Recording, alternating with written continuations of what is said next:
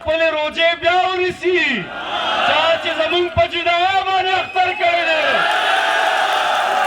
السلام علیکم مرګرو، منصف خان یو ځل بیا تاسو ته خپل نوی ویلا کې ویلکم کوم. دوستانو دا وخت زه موجود یم اسلامیا کالج کې او دلته چې دی ایکسپو ده هغې دپاره راغلي یو. او بله یو خبره در سره هم شیر کوم چې ما سره خپل ملګری سلیم خان افریدي هم دی. دا ماسک ورته لږ کوس که جانانه راشه لکه سم مخ یې نن ډېره زیاته ګلو کوي. سلیم خانه نو ته ورته اکسایټډ یې که نه؟ مکمل. ښه نو دوستانو دې نه پس چې دی مونږ هلته ورځو او څه دي څه صورت حال دی ابه ټول تاسو په دې ویډیو کې ګورئ. نور وخت هم نه علم پروګرام طرف ته ځو. نو راځئ مرګرو لیټس ګو. دوستانو دا وخت چې دی مونږ هلته دننه راغلو او دلته صورت حال تاسو کتی شئ چونکې څه میلمانه دا وخت چې دی راغلي دي او څه لا نه دي را رسېدلي. دې نه پس چې دی هلته مخکې ځو ګورو صورت حال چې څه دي پکې هر څه به تاسو هم ګورئ او مونږ به هم ګورو. راځئ مرګرو. فرینډز دا زه اوس مخکې رالم سټیج سره نږدې. سټیج ته تاسو وګورئ سټیج یې هم تیار کړی دی او دلته کې په ګڼ تعداد کې چې دی خلک هم ناست دي کوم چې تاسو دا وخت په ویډیو کې کتی شئ. او دلته زموږ درانه او خواږه میلمانه هم رالی دي کوم چې تاسو ته دا وخت ویډیو کې ښکاري. او انشاءالله دې نه پس چې دی څه میلمانه به نور هم راځي. اباسین یوسفزی صاحب چې دی دا وخت دلته کې راغلو.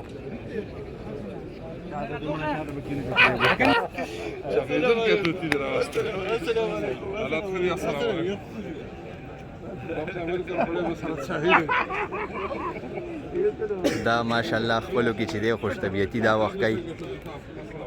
اخیرو دغه کې بس دا دی درکو یتیمان شاعران دي او فصل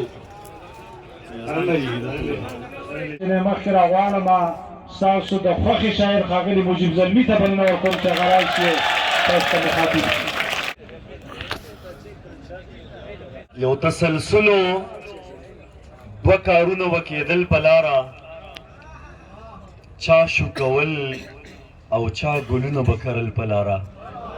هغه یارانو هم په نیمه لار کې پرېښودمه کم چې به ما سره د پنجو په سر تلل په لاره.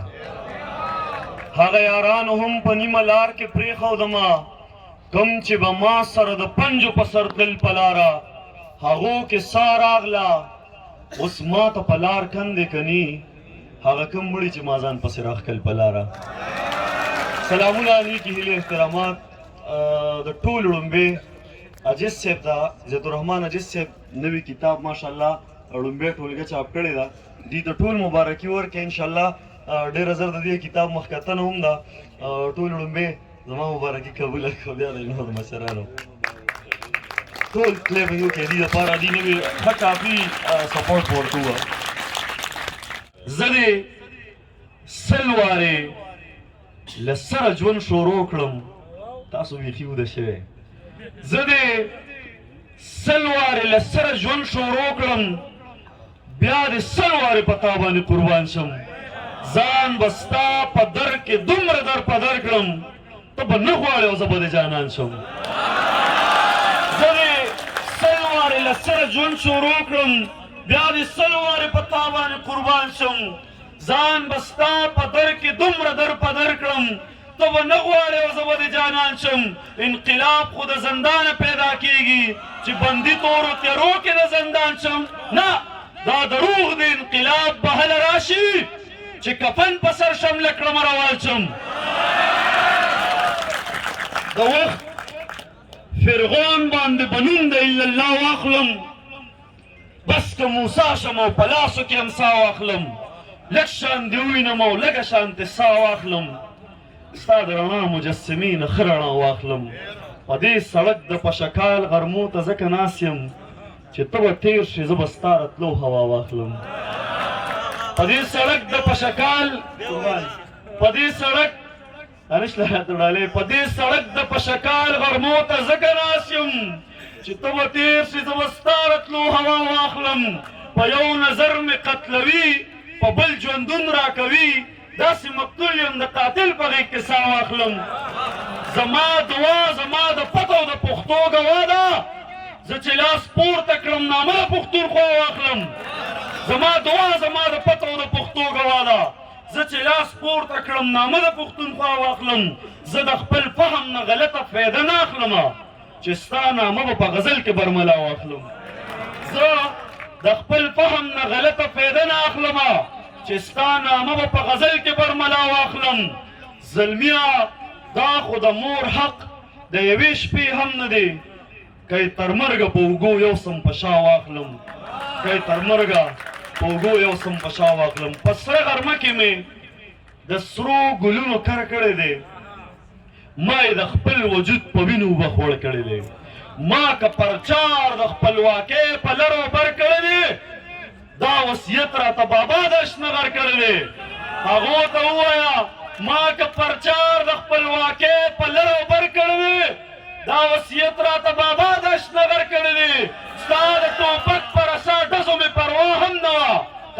تاسو به د اسرافیل شپېلې راویښئ تاسو داسې نه راویښېږئ ستا د ټوپک په رسا ډزو مې پروا هم نه وه خو تا ګزار د خپلې ژبې په خنجر کړی دی دا شی تاسو ټولو ته ډالۍ هغو ته ووایئ چې خپلې روجې بیا ونیسي چا چې زموږ په جدایۍ باندې اختر کړی دی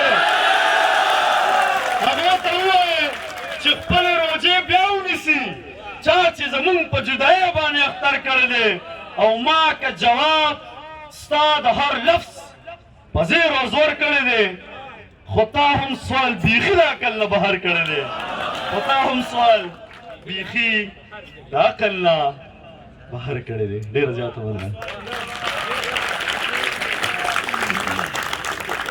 دا ښاغلی مجیب زلمی چې ډېر خوندور شعرونه او تاسو یې راویښ کړئ ستاسو جذبات یې راولړزول موږ د دې ډېره مننه کوو دا چې دی ما ته اوس ته ویلي وو چې مونږ فنکشن ته ځو تاسو وکتله ډېر میلمانه درانه میلمانه چې دی راغلي وو ای چې دی مشاعره مو کتل ته ډېر زیات شور دی د هغې دپاره درنه معذرت غواړم او اوس چې دی مونږ کور طرف ته دوباره روانېږو چونکې ډېر زیات ناوخته شوی دی او سلیم چې دی په هغه ډېره زیاته تهدید ولې چې دی د کار په سلسله کې رالی او دلته کې مونږ راغلو نو اوس چې دی زه خپل بلاګ دلته کې ختموم او انشاءالله په نیکسټ ویډیو کې به بیا ملاویږو تر هغې پورې تاسو باندې اجازت راکئ د لوی الله په امان بای بای